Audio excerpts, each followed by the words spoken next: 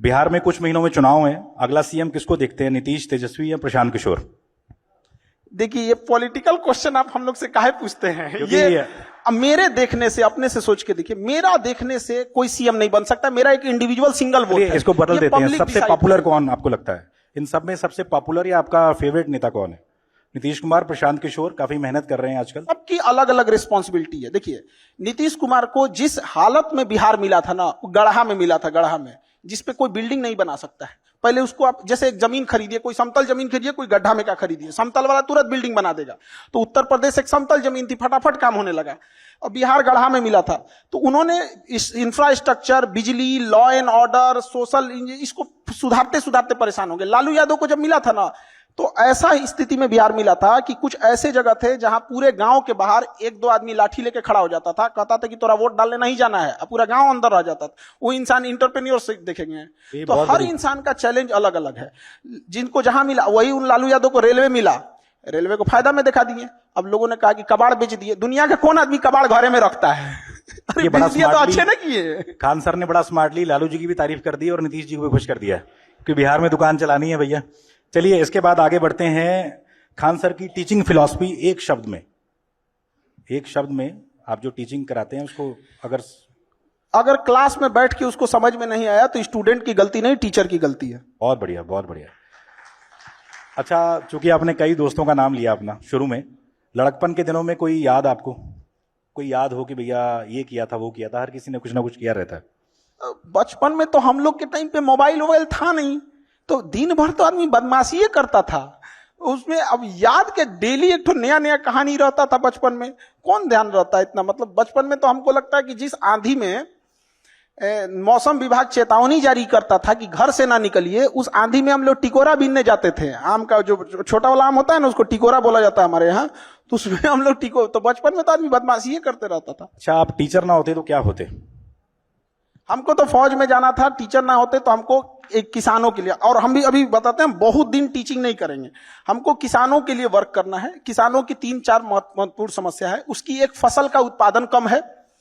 दूसरा क्या है, उसका फसल अगर उत्पादन हो गया तो कीड़ा खा जाते हैं सब। और उस तीसरा क्या है कि अगर नहीं खाया तो बेचने जाएगा तो उसके फसल की सेल्फ लाइफ कम होती है, तो कोल्ड चेन नेटवर्क नहीं है। उसको अगर शाम में अपनी सब्जी बेचने गया है तो शाम 4 बजे तक ही उसको अच्छा भाव मिलेगा। बाकी समय गिद्ध की तरह लोग देखते होंगे कि शाम होगा तो ये बेच के जाएगा, क्योंकि उसके यहाँ कोल्ड स्टोरेज का चेन नहीं है। आप 3 सिस्टम देखिए। किसान को आप 5 किलो का जो अनाज का है, ये देखिए, ये एक अच्छी योजना है और समाज का एक बड़ा हिस्सा उससे प्रभावित हो रहा है, उसका वो एहसानमंद है। लेकिन हमें एक ये भी सोचना पड़ेगा कि हम अभी भी कहां पर हैं।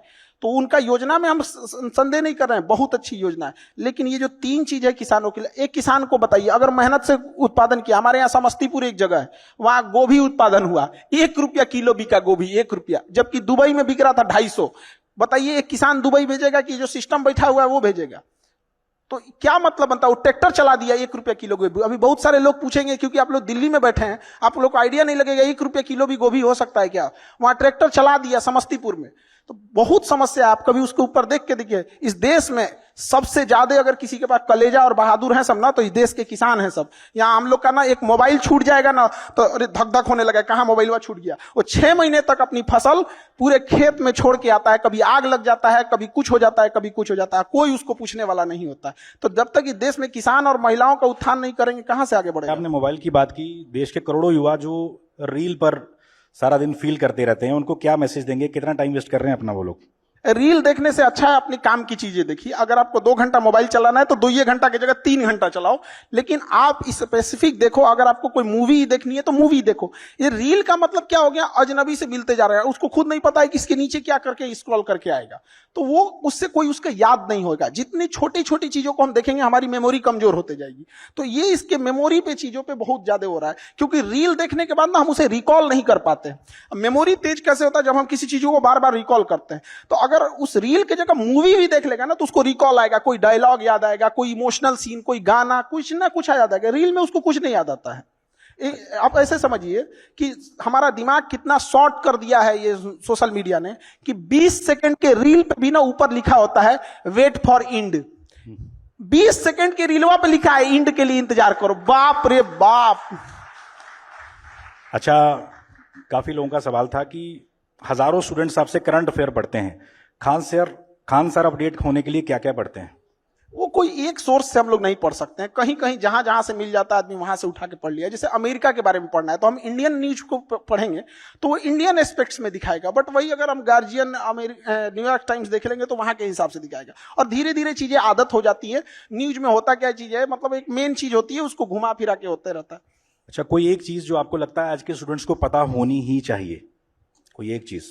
बहुत चीज पता होना चाहिए, एक चीज से क्या चीज हो जाएगा उसका, लेकिन हाँ एक चीज मतलब हम ये जरूर कहेंगे कि जो स्टूडेंट के अंदर ये चीज होती है ना कि हम इसको बाद में पढ़ लेंगे, बाद में रिवीजन कर लेंगे, हम अच्छे से इसे फेयर कर लेंगे, टाइम टेबल बना देंगे, इस सबको बहुत दिक्कत होने वाला है आगे जाके।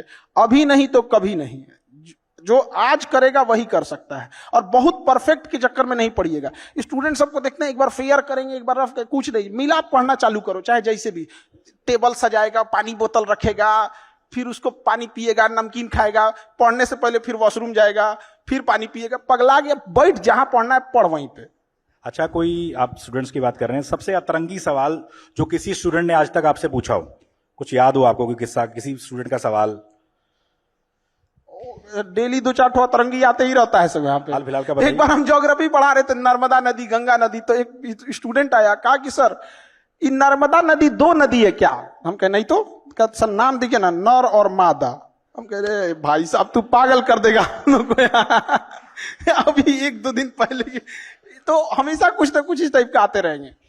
अच्छा, खान सर सबको डर लगता है, आपका सबसे बड़ा डर क्या है? किसी चीज से डर लगता है खान सर को? अलग अलग फील्ड में डर होता है, जैसे एक कोई चीज का डर नहीं होता। जैसे मान के चलिए एजुकेशन में एक चीज का ये लगता है कि जिस हिसाब से धांधली हो रही है, सीटों का कहां से कहां सीट कौन किसको बेच दिया जाएगा, तो डर इस बात का लगता है कि उन बच्चों का क्या होगा। हम तो यहां लड़ते रह गए कि भाई वो होगा, अब यहाँ पे जिसको कंट्रोल करना है वो कंट्रोल ही नहीं कर रहा है। हम तो इसी भरोसे बैठे हैं कि बीपीएससी हो जाए, यूपीएससी हो जाए, एसएससी हो, रेलवे हो, एनटीए हो, ये सीटों को रिजर्व रखे, मजबूती से रखे, और हम बच्चों को पढ़ाएंगे और ये लोग करेंगे। अब पता चला हम यहाँ बच्चों को पढ़ाते हैं, इधर धांधी हो जाते, मैं किसके लिए सजू, मेरा पिया आनहर है। अच्छा, 10 साल बाद खान सर, तालियां बज रही हैं अभी। अच्छा, 10 साल बाद खान सर खुद को कहां देखते हैं? क्या क्या सपना है आपका जो आप सच करना चाहते हैं? हम लोग प्रेजेंट में जीते हैं, 10 साल बाद जिंदगी कहां होगी आज से 10 साल पहले किसी को नहीं पता था 2015 में कि 2025 में क्या हो जाएगा। तो बहुत ज्यादा का प्रोजेक्शन नहीं होना चाहिए। हमको बस इतना लगता है कि हाँ, इतना जरूर कहना चाहते हैं कि एजुकेशन आज से 10 साल बाद भी कोई ये बात जरूर याद रखेगा कि कोई इंसान था जिसने एजुकेशन के लिए हमेशा के लिए लड़ते रह गए, चाहे जितना बड़ा ऑफर हो जाए, चाहे कुछ भी हो जाए, एजुकेशन के लिए हमेशा बच्चों के लिए लड़े थे। आज भी गवर्नमेंट से लड़ना कितना टफ होता है, तो आप लोग को तो यहाँ देखते होंगे, वहां पे बच्चों के लिए तो लड़ते लड़ते आदमी तो हमेशा उन्हीं के लिए रहेगा। अच्छा, आपको लगता है कि भारत को जो रिस्पेक्ट अब दी जा रही है पहले नहीं मिलती थी, चूंकि आप टीचर हैं, क्या लगता है कि दुनिया में अब ज्यादा भारतीय पासपोर्ट की धाक की बड़ी है अब पहले से? पासपोर्ट का तो उतना नहीं कर सकते। एक चीज हम लोग को समझना पड़ेगा, ये जो अंग्रेज है सब ना, या दुनिया जो भी है, तो ये हम लोग का इतना बड़ा मार्केट है, 140 करोड़ लोग हैं, कि डरेंगे तो इनके बाप, नहीं तो जिस दिन हम लोग बहिष्कार कर देंगे ना, अभी हम लोग डरा नहीं पाए हैं, अभी वो खुदे डर रहा है। हम लोग डराना चालू नहीं किए। आज अगर हम अपना एंड्रॉइड बनाएं, अपना गूगल बनाएं, अपना फेसबुक बनाएं, तब उनको असली डर समझ में आएगा। अभी वो अपने से डर रहे थे कि भाई ये किसी दिन कुछ कर देगा यहाँ। और दूसरी बात कि भारत का जो छवि बढ़ा है वो ऑब्वियस भी बात बढ़ा है, लेकिन एक चीज और गौर करना पड़ेगा। आज से 10 साल पहले, 15 साल पहले किसी के पास इतना मोबाइल नहीं था जिसे पता चले कि रूस में प्रधानमंत्री का कैसे स्वागत हुआ, कैसे नहीं हुआ। तो अभी जागरूकता बढ़ गई है। आज मोदी जी लैंड करते हैं तो दिख जाता है मोदी जी लैंड किए, उनको बस सैल्यूट दिया जाता है, दिख जाता है। लेकिन जब वही गुजराल साहब थे, अटल बिहारी वाजपेयी साहब थे, तो रिस्पेक्ट उनकी भी थी। वह व्यक्ति था जिसने अमेरिका के प्रधानमंत्री का फोन उठाने से पहले G20 भारत में अभी हो रहा है, G20 तब नहीं हुआ था। हाँ, G20 बहुत अच्छे से हम लोगों ने हैंडल किया। तो ऑब्वियस बात है कि हम लोग का ना फॉरेन पॉलिसी में बढ़ा है, बट थोड़ा सा गड़बड़ कहां हुआ है, आस पड़ोस में। आस पड़ोस में ये गड़बड़ हो गया ना कि हम लोग की छवि अलग टाइप की बनती गई है। थोड़ा जैसे बांग्लादेश, श्रीलंका, मालदीव, नेपाल, इलायची दाना बराबर देश हम लोग को, मतलब वो श्रीलंका, वो जिसके पास वो अपना जहाज नहीं था, वो मालदीव के पास अपना जहाज नहीं था, उसके प्रधानमंत्री को आने के बाद वो धमकी दे रहा है हम लोग को। तो ये चीजें नहीं होनी चाहिए। अभी जो बाद में माफी भी मांग लिया उन्होंने। तो ये तो पूरा अच्छा, बर्बाद करके मारेंगे। ये तो हम देश की बात कर रहे हैं। छोटे छोटे शहरों से भारत की ऐसा टैलेंट निकलता रहा है, भले वो महेंद्र सिंह धोनी हो, इस तरह के तमाम लोग, खान सर भी। तो आपको क्या लगता है जो छोटे छोटे शहरों में ऐसा रॉ टैलेंट हमारा बैठा हुआ है, उसको क्या मोटिवेशन देंगे, क्या बताना चाहेंगे कि भैया लगे रहो, कामयाबी मिलेगी? हर शहर में ऐसे लोग हैं। अब थोड़ा सा क्या होता है ना कि इंडिया में जो इंसान सक्सेस हो जाता है, लोगों को लगता है ये बहुत अलग किया होगा। एक आध नंबर से या थोड़े मोड़े चीजों से अगर चूक जाता है तो लोग इंडिया में ना उसको थोड़ा भी रिस्पेक्ट नहीं देते हैं। ये बहुत खराब लगता है।